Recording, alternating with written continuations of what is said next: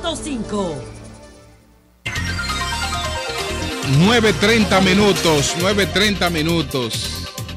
Señores, está con nosotros el doctor Cristóbal Rodríguez, experto, una de las principales expertos del país en derecho constitucional. Vamos a conversar con él sobre varios temas. Está el tema del reglamento y hay otros temas ahí que queremos tratarle, que hemos estado debatiendo. Antes de Cristóbal Rodríguez, sí. Escúchame, Julio, yo te quiero hacer una pregunta, ya que tú eres un periodista con información privilegiada, que te reúne con el presidente de la República echándole vaina a uno. Y a Eury Cabral. Un saludo para Eury, que se recupere pronto, sí. Y que venga aquí, que aquí está su silla. Di que lo tiene en pediatría. ¿Quién es que canta la silla? Es en pediatría que tiene Di que Eury. La cama vacía, ¿quién es que la canta? Ismael Miranda. No, Ismael Miranda. No. Bueno, la vamos a ver. pregunta para Julio. Pregunta, Julio. Ya que usted se reúne con el presidente de la República, yo quiero saber qué planes. Desde el viernes me han llamado más de 6 países, de consulados y de embajadas. Pero usted se reúne también con él. ¿Yo? Sí, claro. No sabía. Sí, claro que sí. Adelante, pero ¿qué es lo que pasa? Yo sé que estoy por El echarme único que vaina. no se reúne con Danilo aquí soy yo y María Elena. Yo no me he Julio, reunido. No me he reunido. ¿Qué planes tiene el gobierno con el sector exterior?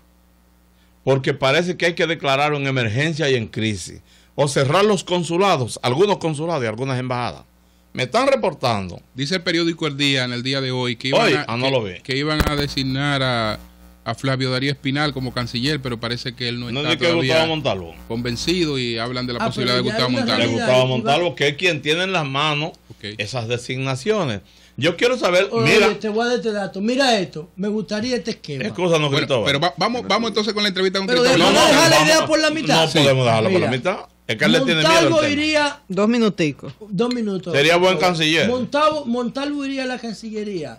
Entonces, Amarante a ministro de la Presidencia. Bueno, es posible. Y entonces llevamos a Gedeón de Educación. Vamos a meter ese tema ahorita. Más porque tarde yo creo que es vital que el sector exterior sea declarado de emergencia. De emergencia. Hay gente pasando hambre en el exterior, pasando vergüenza. Bueno, vergüenza. Son las 9:32 minutos. Cristóbal, antes de que hablemos de reglamentos, recientemente teníamos un intercambio aquí, un debate sobre algo que planteó Melton. Es un movimiento que ha anunciado uno de los hijos de quién es de Ramfi, un hijo de Ramfi. Ah, sí. Okay. El hijo de Ramfi. La posibilidad. Movimiento de la Esperanza Nacional para rescatar la dominicanidad. Oye, Perfecto. un hijo de Ramfi. Cuando eso se planteó, entonces trajimos el tema aquí de esta ley de hace 50 años que prohíbe las actividades trujillistas. ¿La ley es o no constitucional?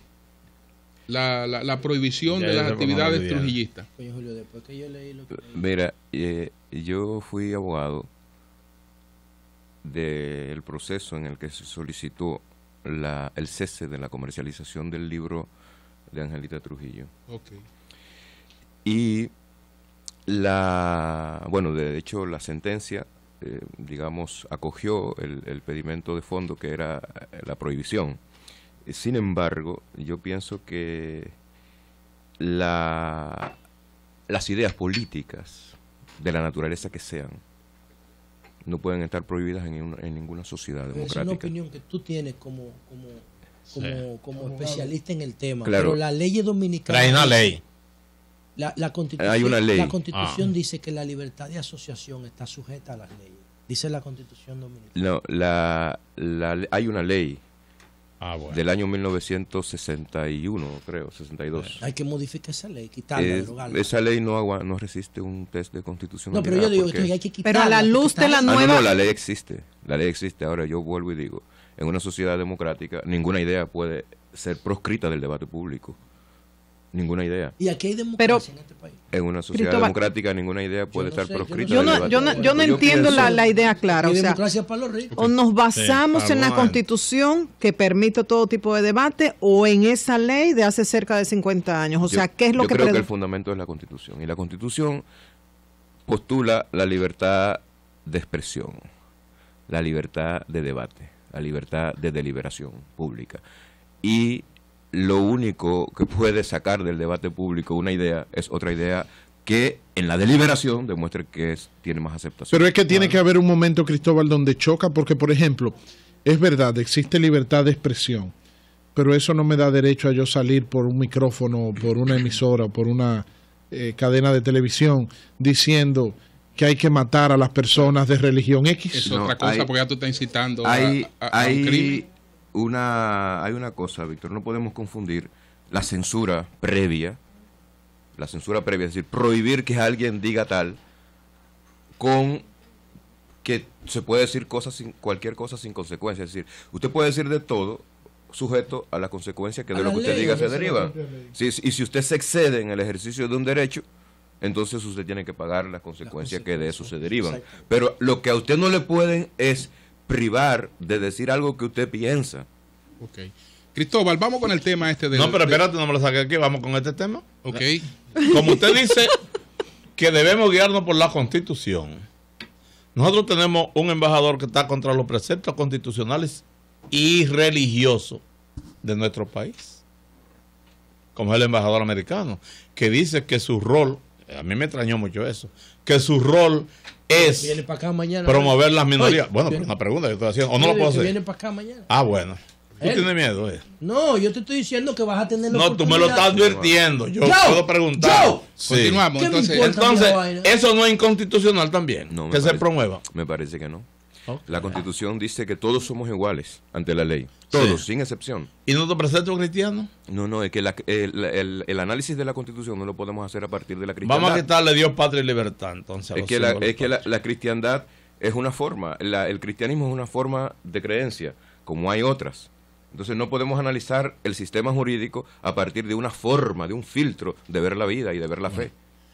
Cristóbal, el reglamento tiene varios ataques de inconstitucionalidad. Tanto lo que ha planteado la Fundación Institucional de Justicia, lo que ha planteado el doctor Castillo Pantaleón. El gobierno ha dicho en cambio que el reglamento respeta la Constitución, la sentencia y que la ley... Perdona, ¿Finjus hizo algún pronunciamiento? Yo no conozco ningún pronunciamiento. No, Finjus no. Me refiero a la de Trajano Vidal Potentini. Justicia y transparencia. Justicia y transparencia. No, de Finjus no he visto ningún planteamiento. No. Me extrañaba. Gracias por la aclaración. Es justicia y transparencia. Que por algo tú lo dices. Porque... Eso me extrañaba. Por algo tú lo dices.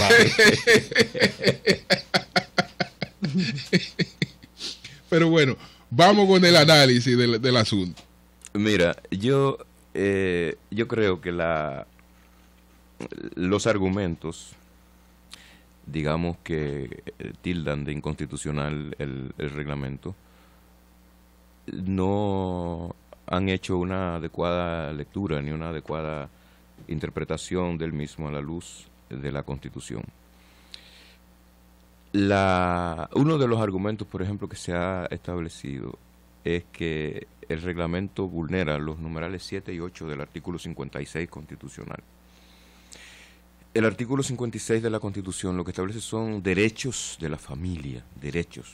O sea, está dentro del título relativo a los derechos fundamentales. Y sus numerales 7 y 8 dicen que el menor de edad, el niño, tiene derecho a conocer la identidad de sus padres, a conocer el nombre, a conocer su filiación en general. Pero la Constitución no dice lo que pretenden algunos que dice, que es que de ahí se deriva la obligación de inscribir en el registro civil los nombres de... No. Esa no es una obligación que la Constitución establece. Ese es un derecho en favor del menor que la Constitución establece y de ahí no se puede derivar otra cosa que no sea esa. Por tanto, es errático absolutamente el argumento. Se dice que el reglamento discrimina y que por tanto vulnera el artículo 39 de la Constitución que establece la idea general de la igualdad y que proscribe todo trato discriminatorio. Y la razón por la que se dice que discrimina es inentendible, porque se dice, lo que pasa es que la inscripción tardía en el registro civil es más difícil. Para los dominicanos. Es más difícil para los dominicanos para los haitianos. Pero, señor, esta gente no son situaciones equiparables, porque según Tiene la que ley, mediar un decreto según la ley, individual. según la ley no son dominicanos, según la ley. Y por tanto, tú no puedes equiparar las consecuencias jurídicas de situaciones de hecho que son distintas. No son equiparables. No son situaciones equiparables. Por tanto, es absolutamente equívoco el razonamiento. Se ha dicho que vulnera la sentencia, la ley. Que la ley transgrede la sentencia del Tribunal Constitucional y que el reglamento de su aplicación también. Y aquí hay una apreciación técnica que voy a tratar de explicarla de la manera más clara que me sea posible. Es decir, el artículo 184 de la Constitución establece un sistema de precedentes respecto de las decisiones del Tribunal Constitucional, que lo que significa es que todos los órganos del poder público están vinculados a las decisiones del tribunal. Ahora bien, el precedente judicial no es la sentencia. El precedente en una sentencia es el razonamiento del juez que lleva directamente a la decisión. Directamente a la decisión. O sea, el decision es el resultado de un razonamiento jurídico. Entonces, es ese razonamiento lo que constituye el sistema de precedentes. Y eso es una cosa que es un lugar común en la doctrina del constitucionalismo comparado. ¿Cuál es el razonamiento del Tribunal Constitucional que lleva a su decisión? La consideración de que la noción de tránsito es equivalente, una barbaridad. Es equivalente a la noción de irregularidad migratoria, de irregularidad legal o de ilegalidad. Ni la ley ni el reglamento tocan ese argumento. No lo contradicen, no lo confrontan. En la medida en que no lo contradicen ni lo confrontan, no afecta la sentencia ni afecta el artículo 184. Lo que ha hecho el Poder Ejecutivo con el ejercicio de la iniciativa legislativa, primero, y luego con la emisión del reglamento, es apelar a una figura del derecho comparado, que es la de la convalidación de actos legislativos irregulares. Y no se puede, y no podría convalidación de actos legislativos de irregulares. Actos administrativos irregulares. Y no se podría atacar la inconstitucionalidad del reglamento, no porque contradiga la sentencia de 168-13, sino porque afecte otras partes de la Constitución. Por ejemplo. No, digo yo, no sé. Sí, lo que pasa es que cuando tú lo lees, el reglamento, yo lo he leído, la última vez que lo leí fue antes de salir para acá. Dicen no solamente que usted lo ha leído, sino que usted formó parte de los redactores. No. Yo participé en la discusión, como mucha gente. De la redacción. Sí. Yo participé de la discusión como mucha gente. Pero es muy discreto. El punto es que no... Yo vi un borrón. No hay forma. Tenía manuscrito que coincidía con el reglamento. Yo porque no quiero estar revelando. Okay. No hay pero forma. Participó no en la redacción. Sí. Yo vi un borrón manuscrito que tenía lo mismo. Vamos a la pregunta. No hay forma de poner en evidencia la contradicción entre el reglamento y la Constitución. No hay forma. Aquí y ustedes en esto, primero lo chequearon. Y en esto yo quiero ser categórico. Aquí, los únicos actos lesivos del ordenamiento constitucional, los únicos actos lesivos del ordenamiento constitucional fueron los que derivaron de una política administrativa que empezó a implementar en el año 2007 la Junta Central Electoral, que luego fue validada por una sentencia del Tribunal Constitucional. Esos son los únicos actos reñidos. Lo que dice Subero, algunos dice Subero Isa que el mismo Estado que emite documentos a un ciudadano después no lo puede desconocer. Claro. Algunos dicen que el reglamento invade áreas de competencia exclusiva de la Junta Central Electoral. No, al contrario, el reglamento reconoce la facultad de la Junta para la inscripción en el libro de extranjería de estos ciudadanos.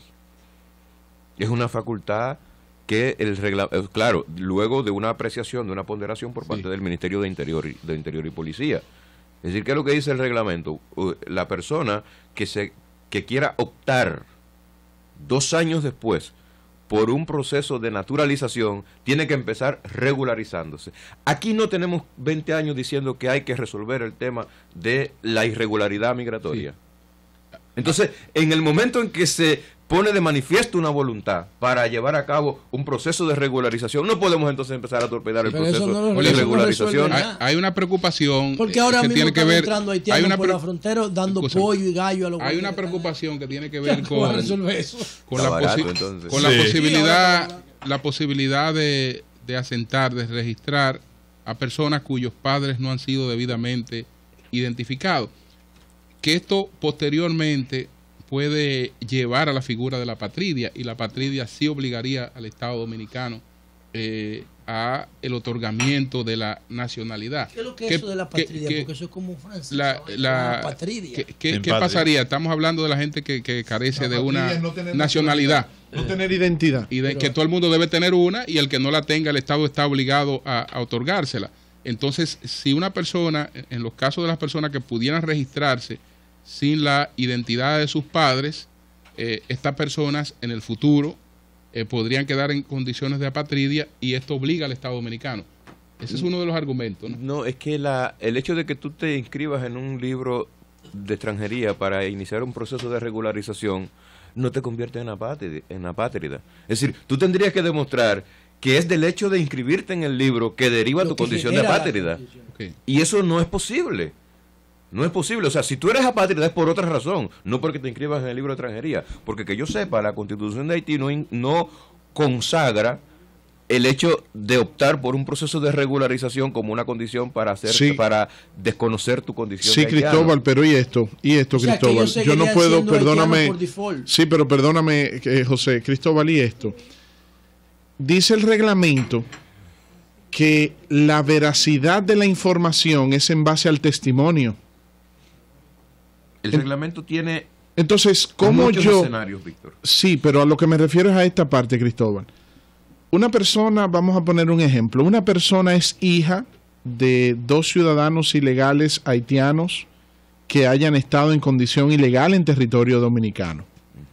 Entonces, ellos dan el testimonio con un testigo de que son hijos de X y de Y. Y entonces, en base a ese testimonio, se le aplica para ir a la Junta Central Electoral a obtener su identidad, su documento de identidad. Más, ¿qué control tiene el Estado, tendría el Estado, de la veracidad de ese testimonio de un tercero? Lo que dice el reglamento es eso, pero es mucho más que eso. Entonces no lo podemos simplificar. El reglamento dice, la condición para inscribirse en el libro de extranjería es que usted sea extranjero. Es decir, que usted haya nacido en República Dominicana, número 1, haya nacido en territorio dominicano, de padres extranjeros en condición de irregularidad. Y dice que usted tiene, lo que usted tiene que probar entonces es que usted nació aquí. Y para eso el reglamento establece una lista amplia de posibilidades probatorias. La primera es, y hago un paréntesis, todos los elementos y las modalidades probatorias que contempla el reglamento son modalidades probatorias vigentes en la legislación dominicana desde hace 60, 70 años para situaciones similares en otros ámbitos de la vida. No nos engañemos, porque no es que ahora el reglamento se ha inventado una serie de modalidades probatorias. Son modalidades probatorias vigentes de larga tradición, por una larga tradición en el derecho dominicano. La primera incluyendo la comadrona, la primera es un acto de constatación notarial. Es decir, un notario que con 7 testigos da fe de que el sujeto nació en República Dominicana. O la sujeta, pero 7 gente fue lo que propuso en Nueva York el expresidente Leonel Fernández con el caso de Juliana. ¿Qué dijo Leonel en la universidad cuando fue? Bueno, vamos a esa persona, ejemplificando esto mismo, a esa persona se le llama, se busca gente que la conozca, que pueda testificar que nació en República Dominicana. Pues, ¿cuál es la novedad? Luego el reglamento contempla la posibilidad de que se establezca la prueba del nacimiento en República Dominicana por el certificado que se ha llamado tradicionalmente en el derecho dominicano un certificado de nacido vivo. Es un certificado que se emite en el centro clínico u hospitalario donde la persona nace. De rigor, cada vez que nace una persona en un hospital, ese certificado se emite. ¿Qué es lo que hay que buscar? El certificado. ¿Se lo inventó el reglamento? No. Existe. Pero por décadas de décadas. Y entonces así se hace una lista. No obstante eso, Víctor, no obstante eso, son muchas modalidades. Quien tiene la facultad para evaluar, para ponderar la veracidad de los elementos de prueba que le son sometidos es el ministerio. Y tiene un plazo de 30 días que le da el reglamento para que en cada caso establezca la verosimilitud de los elementos de prueba que le han sido sometidos. Es decir, el Ministerio de Interior y Policía tiene facultad para requerir información adicional, para constatar la información probatoria que se le presenta. Incluyendo interrogatorios y toda práctica. Sí, absolutamente, absolutamente. Y no solo eso, el Ministerio de Interior y Policía tiene una de dos opciones. O emitir un dictamen, una opinión de no objeción, con el envío del caso a la Junta Central Electoral, o un dictamen de objeción. Es decir, no es tan simple. No es tan simple como se ha vendido a veces con la intención de confundir a la gente. No, es mucho más complicado y es mucho más riguroso de lo que se dice. ¿Qué es lo que alega la Fuerza Nacional Progresista? Bueno, lo que alega la Fuerza Nacional Progresista, 3 de los argumentos que ha planteado fueron lo que decía ahorita, que el reglamento es discriminatorio, por lo que decíamos, que el reglamento vulnera la sentencia y por tanto el artículo 184 de la Constitución sobre el sistema de precedentes y que vulnera el artículo 156. Solo que ahora uno no sabe qué es lo que alega realmente. Sí. O sea, en este momento no sabemos qué es lo que alegan, porque en este momento están conversando con el gobierno, es lo que han dicho. Bueno, Olivo, quisiera preguntarte, no sé si ustedes tienen alguna pregunta sobre el tema de reglamento. Yo hacer la observación, perdóname, Julio, claro, de que no es solamente la Fuerza Nacional Progresista. O sea, yo respeto y admiro mucho a Cristóbal. Cristóbal es uno de los abogados constitucionalistas con mejor formación que tiene la República Dominicana. Pero Olivo por igual, Eduardo Jorge Prats por igual, pero hay abogados como el doctor Juan Miguel Castillo Pantaleón, como el doctor Trajano Vidal Potentini, como el doctor Julio César de la Rosa, que tienen importantes reparos sobre este reglamento. O sea, no quiero focalizar solamente la crítica del reglamento a la Fuerza Nacional Progresista, porque hay destacados juristas que tienen reparos y observaciones con respecto al reglamento. Sí, es cierto, pero en general coinciden. Los reparos en general en los mismos puntos. Sí, son coincidentes. Ok. Cristóbal, hay que recordar que es el abogado, o fue el abogado, no sé si todavía sigue a cargo, de Guillermo Moreno, de presidente de Alianza País, en el proceso que se llevó. Guillermo Moreno está en Convergencia ahora. Sí. Bueno, Alianza País es su partido, Convergencia es una coalición. Entonces, este caso, que más que una convergencia es una divergencia, porque convergir significa coincidir, pero hay una divergencia porque ahí no se sabe cuál es la cabeza. El caso Leonel Fernández, la querella de Guillermo Moreno, ya eso sucumbió. En septiembre del año pasado. Sí, ya eso sucumbió, ya es un caso cerrado. Sí, Guillermo en septiembre del año pasado anunció o sea, después que la Corte Suprema tomó la decisión, el caso se cerró. Y eso significa que hace prácticamente un año que el caso está cerrado definitivamente. Y suerte que no tiene cabello, ¿no? Entonces ustedes decidieron aceptar, ¿no? Ya esta determinación, darlo por cerrado. No, y él lo está jalando por los cabellos. Está cerrado. Cristóbal. Está cerrado. Y ya Cristóbal no quiere hablar de eso. Cristóbal, como abogado. Qué bueno. Porque es bueno que están soplando los vientos, están soplando se da la paradoja que Olivo y Cristóbal en el caso de Leonel estaban enfrentados, pero en el caso del reglamento tienen amplias coincidencias, ¿no? Porque son constitucionalistas. Son las cosas del derecho. Así es el derecho. Y en esto yo sí quiero aprovechar el comentario de Julio. Esa es, yo pienso, la razón por la que el debate jurídico, el debate público, nunca debe personalizarse. Nunca. Ni el político tampoco. El debate público. El argumento de Leonel en Nueva York para justificar. El debate público no debe personalizarse. O O sea, Olivo y yo somos amigos, Eduardo y yo somos amigos, y a veces coincidimos y a veces no. A veces estamos en el mismo caso y a veces estamos en barras contrarias. En la barra contraria. Entonces, si lo personalizamos, ¿qué va a pasar?